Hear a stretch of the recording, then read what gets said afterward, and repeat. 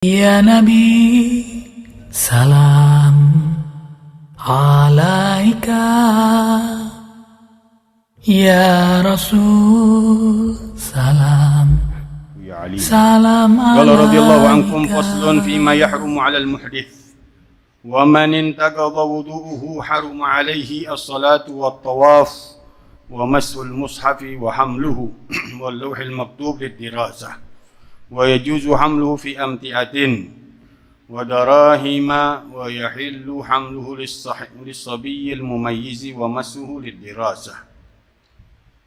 Alhamdulillah wa syukurillah, malam hari ini kita kembali dalam kajian kita di dalam kitab Mukhtasarul Latif yang dikarang oleh Syekh Abdullah bin Abdurrahman Bafadhal, yang mudah-mudahan Allah memberikan kesempurnaan ibadah kita dengan kita menyempurnakan daripada pengertian kita, pemahaman kita di dalam cara-cara beribadah kepada Allah Subhanahu wa taala yang masih dalam kaitan masalah kitabut taharah, di dalam masalah kemarin yang sudah kita membahas dalam hal-hal yang membatalkan wudu.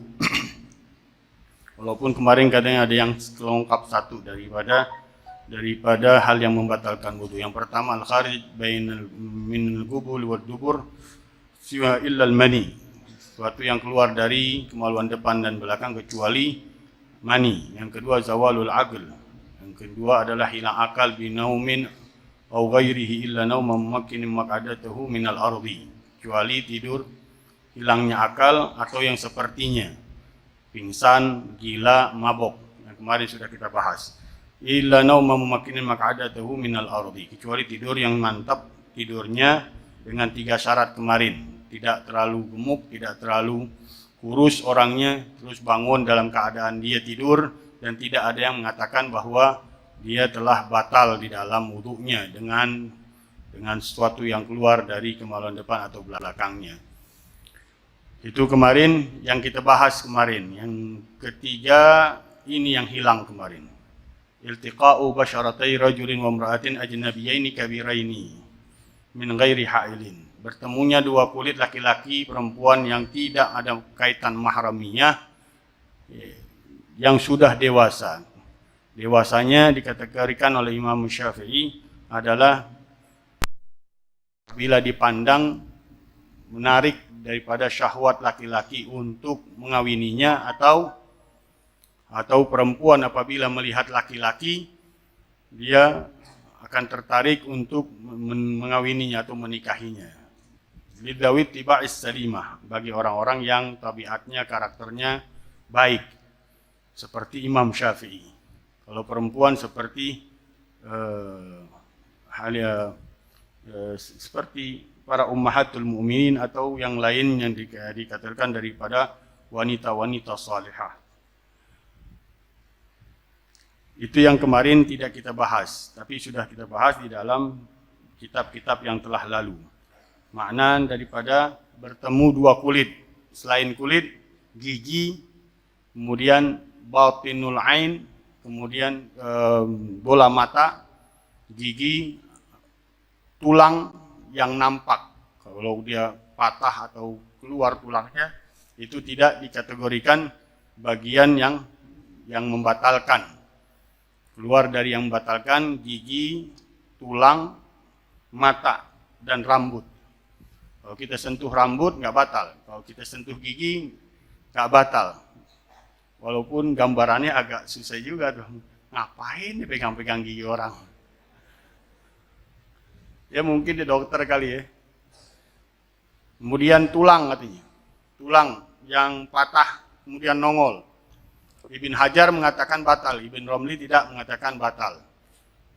Batinul ain, Ibn Hajar juga mengategorikan termasuk yang membatalkan kalau dipegang. Tapi Ibn Romli tidak, dan Sayyidina Khatib tidak mengatakan juga batal. Ya, lebih hati-hati jangan disentuh.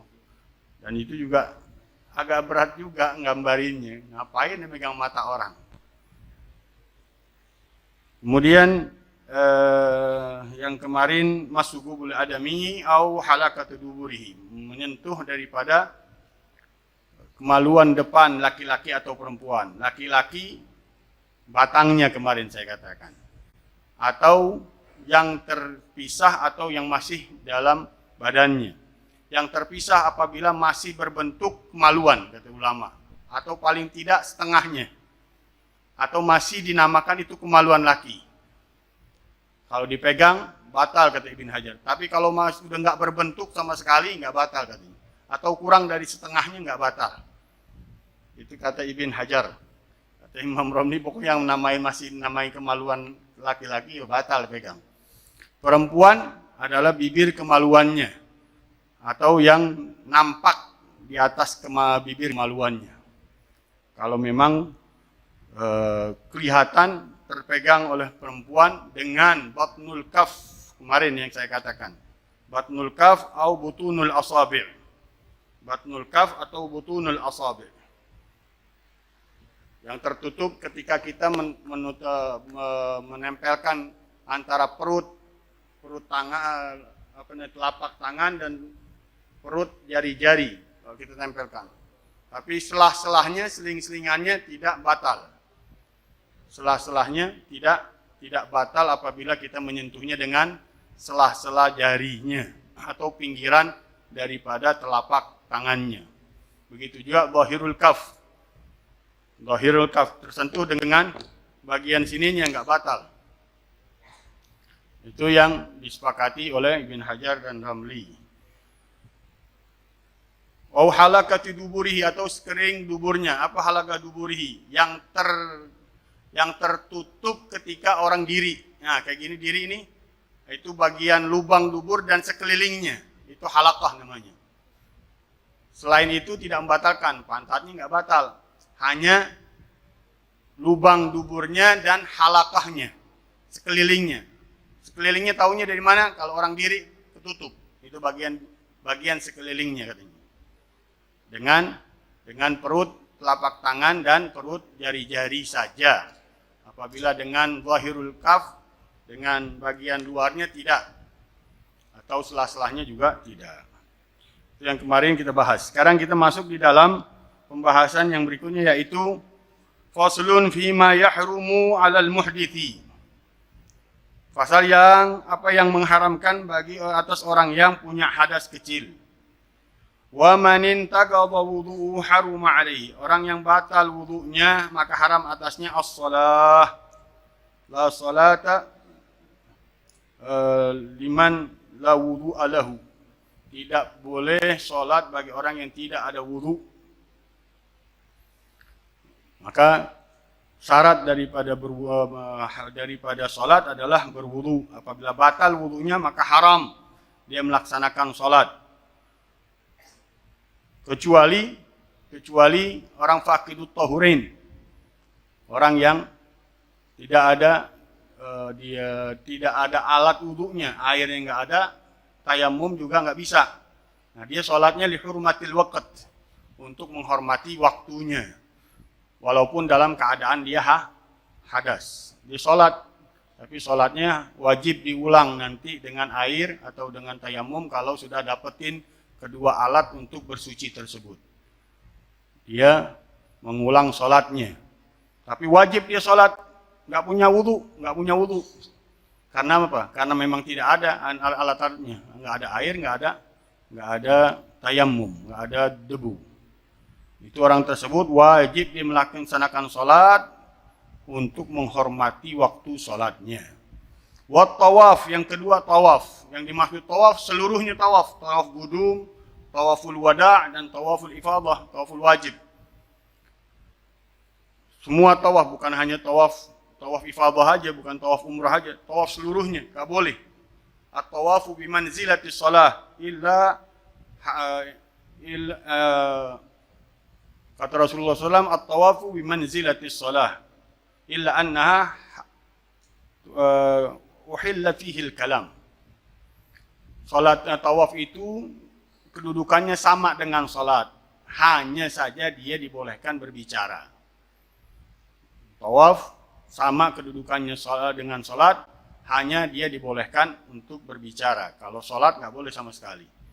Maka dia juga tidak boleh bagi orang yang hadas untuk melaksanakan tawaf. Tawaf apa aja? Tawaf apa aja?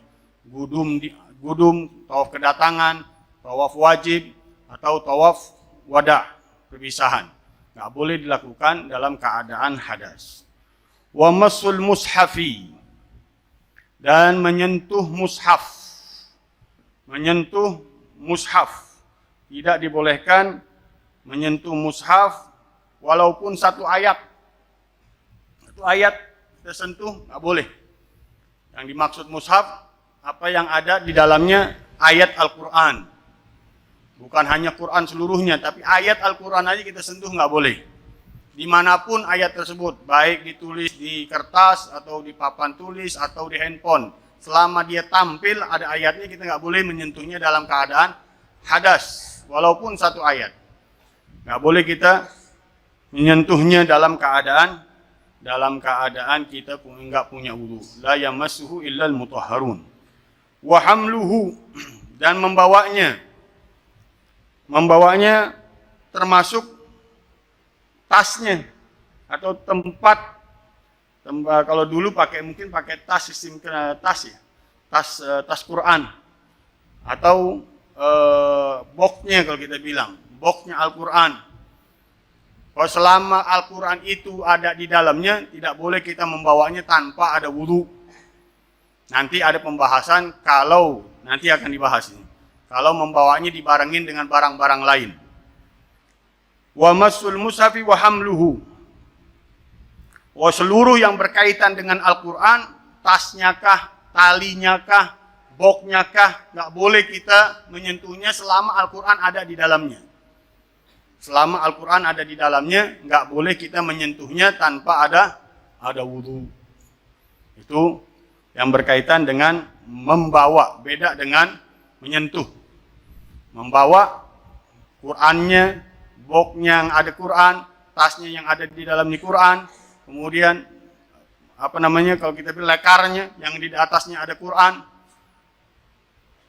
sampai segitu untuk menghormati Al-Quran. Walaupun nanti ada perbedaan pendapat ulama kalau seandainya dibakar itu kulitnya atau tasnya, selama Qur'annya masih ada, nisbahnya masih ada. Tapi kalau Qur'annya juga terbakar seluruhnya, sudah nggak boleh lagi disentuh. Kalau Qur'annya masih ada, masih utuh, yang kebakar kulitnya doang misalkan, atau talinya doang, masih sisa, Qur'annya ada masih, nggak boleh juga. Satu ulama, nggak boleh disentuh tanpa wudu. Bahkan kata Ibnu Hajar, debu Al-Qur'annya pun masih dianggap muhtaram, dihormatin. Debu Al-Qur'an, debu dari bekas bakaran Al-Qur'an, nggak boleh disembarangin, karena masih nisbatnya debu Qur'an, bukan tasnya ya, Qur'annya. Kalau kita bekas bakaran Al-Qur'annya, itu pun dihormati di dalam pendapatnya Ibnu Hajar. Kalau seluruhnya terbakar, maka wajib menguburnya. Wajib mengubur di bekas bakaran Al-Quran tadi. Karena penghormatan terhadap Al-Quran. Dan haram untuk menginjak-injak bekas bakarannya. Haram. Karena masih ada bekas nama Al-Qurannya. La ilaha illallah. Kalau nggak ada Al-Qurannya, dia tempat Al-Quran, tapi Al-Qurannya nggak ada, nggak masalah. Pegang nggak masalah. Tempatnya aja, atau boxnya aja, atau lekarnya aja. Walaupun biasanya dipakai Al-Quran, tapi pada saat itu nggak ada Al-Qurannya, nggak masalah. Tasnya nggak masalah, boxnya nggak masalah, tempat Al-Qurannya juga nggak masalah. Yang bermasalah apabila ada Al-Quran di dalamnya, maka nggak boleh menyentuh dan membawanya kalau Qurannya ada di dalamnya. Sebagian mengatakan, Ibn Qasim mengatakan lekarnya kaki lekarnya itu nggak masalah. Kaki lekarnya, kursi daripada Al-Quran tersebut. Ya, kalau kita bilang kaki lekarnya, nggak dipermasalahkan. di dalam kitab Hasyiatul Minhaj di Tuhfah Ibn Hajar dan Mughnil Muhtaj. Kemudian dikatakan wa hamluhu wal lauhil maktub lid-dirasah, begitu juga papan yang ditulis untuk belajar. Enggak boleh menyentuhnya. Dengan niat Al-Qur'an, nulisnya dengan niat Al-Qur'an, baik itu karena hiasan atau disewa orang untuk menghias di dalam dinding, di dalam apapun yang dia inginkan. Niatnya kalau bukan bayaran tergantung niat yang nulisnya. Kalau niatnya untuk belajar nggak boleh. Tapi kalau niatnya hanya untuk hiasan boleh. Untuk hiasan boleh. Atau mengambil keberkahan doang dari ayat Al-Quran, dia tulis di mana aja dia mau. Boleh katanya. Tapi dengan niat ngambil berkah, dengan niat hanya sekedar hiasan, maka tulisan itu boleh dipegang. Tapi kalau niatnya untuk belajar nggak boleh. Maka ibrahnya yang nulis kalau dia niatnya untuk hanya sekedar hiasan atau mengambil berkah dari ayat Al-Quran, boleh. Dan juga kalau dia disewa bukan yang nulis niat yang menyewanya. Kalau yang menyewanya niatnya bukan Quran, ya mengambil keberkahan aja, ada ayat Quran di dalam dindingnya, di dalam hiasan rumahnya. Itu yang menyewa, bukan yang menulis. Yang niat adalah niat yang menyewanya. Menyewa untuk dia menuliskan ayat-ayat Al-Quran. Kalau niatnya hanya untuk hiasan dinding atau hiasan yang lain-lain atau mengambil keberkahan, boleh kata menyentuhnya. Wa yajuzu hamluhu fi amtiatin. Nah, di sini pembahasan kalau membawanya dibarengin dengan barang. Kalau niatnya membawa Al-Quran, dua-duanya Ibn Hajar dan Imam Romli mengatakan haram. Kalau niatnya dia mau membawa Quran, tapi taruhin barang supaya boleh nih. Tapi niatnya dibawa Quran doang. Cuma supaya gak halal, ditaruhin barang, haram. Kenapa? Inti punya niatnya Quran, tapi inti masukin barang supaya jadi halal. Niatnya membawa Al-Quran, bukan membawa barang. Kalau niatnya dua-duanya atau dimutlakkan, aneh nggak niat apa-apaan, pokoknya ada di situ ada Quran, ada barang, aneh bawa aja. Aneh khilaf Ibn Hajar dan Ramli. Ibn Hajar mengatakan nggak boleh. Kalau niatnya dibarengin Al-Quran dengan barang nggak boleh, atau dimutlakkan, aneh mungkin membawa aja. Nggak ada niat Quran, nggak ada niat barang, nggak boleh juga Ibn Hajar. Tapi Imam Romli membolehkan.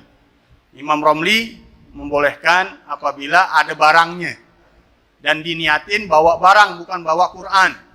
Yang diniatkan bawa barang atau bawa dua-duanya, atau dimutlak, nggak niat apa-apa, yang penting di situ bawa aja, bawa di dalamnya ada Quran, boleh kata Imam Romli. Tapi Ibn Hajar mengatakan tetap selama ada Al-Qurannya, diniatin bawa barang berserta Al-Quran tidak boleh. Yang boleh hanya bawa barang doang. Bawa barang, niatnya bawa barang, bukan bawa Al-Quran. Kalau diniatin bawa barang dengan bawa Quran nggak boleh, atau niat Al-Quran doang nggak boleh. Dua-duanya Ibn Hajar dan Imam Romli tidak membolehkan. Jadi ada tiga. Yang pertama niat Al-Quran doang nggak boleh. Niat barang aja boleh. Niat barang aja, walaupun dibarengin dengan Al-Quran di dalamnya. Ini membawa Al-Quran yang disertai barang ya. Hukumnya ada tiga. Yang pertama kalau niat Quran aja, dua-duanya nggak boleh. Ibn Hajar dan Ramli sepakat nggak boleh. Kemudian kalau barang dengan Al-Quran, Ibn Hajar mengatakan tidak boleh, Imam Romli boleh. Kalau niatnya barang boleh. Kalau niatnya barang. Tapi kalau niat dua-duanya, Ibn Hajar mengharamkan, Imam Romli membolehkan. Kemudian kalau mutlak, aneh membawa aja, nggak niat barang, nggak niat Quran. Ibn Hajar mengatakan haram, Imam Romli mengatakan boleh. Paham ya? Paham nggak? Itu kalau membawa Al-Quran disertai dengan barang, dengan sesuatu. Wa yajuzu hamluhu fi amtiatin wa darahima, begitu juga di dalam duit ada tulisannya Al-Quran. Mungkin duit orang dulu, kan tahu Saudi sekarang ada tulisannya, apa duit dirham dulu kali ya, ada tulisannya. Sama itu hukumnya seperti membawa Quran dengan barang. Kalau niatnya Quran, nggak mungkin sih bawa duit, dia pasti niatnya bawa duit, karena di dalam duitnya ada Al-Quran. Hukumnya sama seperti membawa Quran dan barang. Wadarahimah.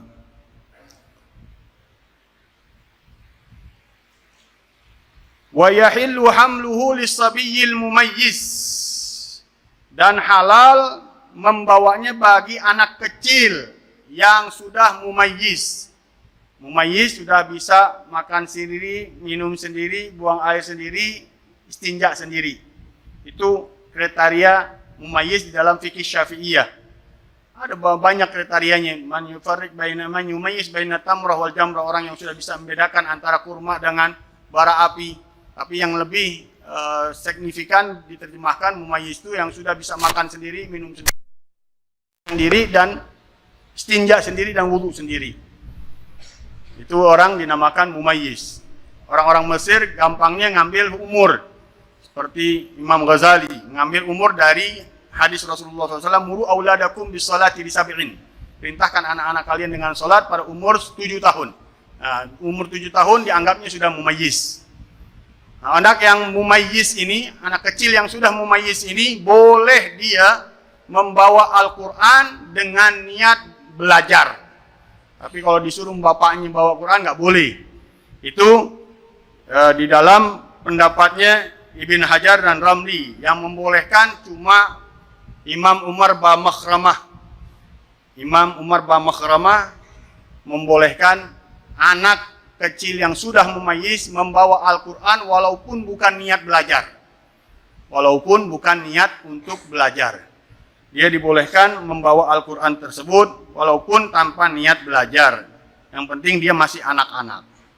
Itu yang disepakati oleh Imam Ibn Hajar Ramli, nggak boleh membawa anak yang sudah mumayyiz Al-Quran hanya untuk belajar. Selain belajar tidak boleh. Disuruh bapaknya ambilin, tolong pindahin, nggak boleh. Itu disepakati oleh Ibn Hajar dan Ramli. Tapi yang membolehkan Imam Umar Bamakhramah. Kalau dia mumayyiz masih anak-anak, boleh dia membawa Al-Quran. Bukan hanya menyentuh, membawa Al-Quran. Membawa Al-Quran lebih dari kata menyentuh. Membawa Al-Quran walaupun bukan untuk belajar. Wallahu subhanahu wa ta'ala a'lam. Mudah-mudahan Allah subhanahu wa ta'ala benar-benar memperhatikan, memberikan kita tambahan ilmu untuk kita lebih perhatian di dalam masalah yang berkaitan dengan ibadah kita kepada Allah subhanahu wa ta'ala. Dan selalu saya ingatkan, saya ambil Ibn Hajar Ramli karena dari Jami'at Risalah Jami'ah Safinatun Najah Mukhtasar Latif akan berulang-ulang, dan ulangan ini memantapkan sebenarnya hafalan kita. Tanpa kita baca buku udah mantap tuh di otak kita, berapa yang membatalkan wudu, apa yang haram di atas wudu. Cuman mesti kita tambahin perselisihan pendapat yang kuat, yang muktamad. Ini kita ambil dari madhab kita Imam Syafi'i yang dijadikan pedoman oleh ulama Syafi'iyah adalah Ibn Hajar dan Ramli setelah Imam Nawawi dan Imam Rafi'i. Mudah-mudahan Allah memberkahi ilmu kita, diberikan manfaatnya. Amin ya rabbal alamin.